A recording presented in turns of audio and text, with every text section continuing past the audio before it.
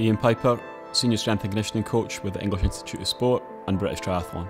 Welcome to our strength and conditioning training videos. This section of the strength and conditioning training videos is focused on posterior chain strength. The posterior chain refers to the muscles on the back of your legs and your lower back. In most sports, these are often very underdeveloped because people have become very quad dominant through everyday activities. This is why, as part of your triathlon training, working on your posterior chain strength is very important. The first exercise in this section is a hip bridge. The video demonstrates two variations of that, a double leg and a single leg. The first one to try is a double leg hip bridge. By having 2 feet on the ground, you're more stable, so therefore it gives you the best chance of getting it right first time. To do this exercise, feet shoulder width apart with your knees bent with roughly a 90-degree angle at your knees. What we need to do is drive through the floor, again weight through your heels until you end up with a straight line from your knees to your shoulders. Make sure to achieve this position, you're using your glutes and your hamstrings. Make sure to return to the start position, it's slow and controlled as with a number of other exercises we've looked at. The control will help with your efficiency and also your ability to absorb the forces.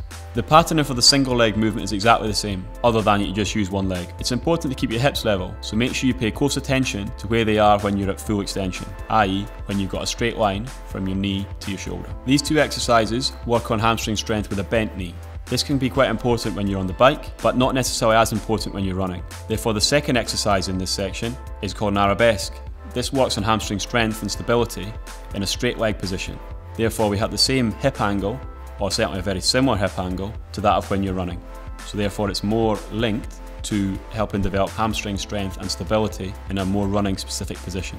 As you can see from the video, Georgia starts with her feet shoulder width apart, leans forward hinging at the hip, stretching the opposite leg out behind her. You can put your arms out like a scarecrow for balance. As you become more confident and more stable, you can bring them in close to your chest. You can also add objects into one or both hands to help challenge you from a balance perspective. In this exercise, it's important that you reach with your heel of the foot that's behind you. This will help to make sure you activate the glutes more efficiently and also completes the exercise with a full straight line from your shoulder right through your heel. The third and final exercise in this section combines the previous two exercises in a slightly more challenging, unstable Swiss ball hamstring curl. Your start position is straight leg with your heels on the ball and your shoulders on the ground. As you pull the ball in towards you, the hips will raise, trying to maintain a straight line from your knees to your shoulders. This will be a challenge because the ball will be moving around and will therefore make sure you have to work on your stability and your core strength. The most difficult part of this exercise is as it returns to your start position. It's really important that you keep this nice and smooth and controlled, maximising the eccentric forces through the lowering phase of this exercise. The 3 exercises in this section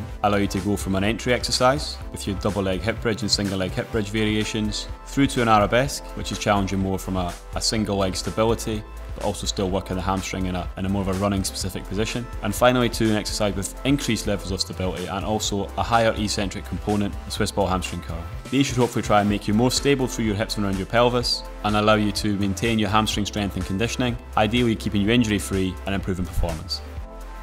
Thanks for watching. For more triathlon training videos, head over to BritishTriathlon.org.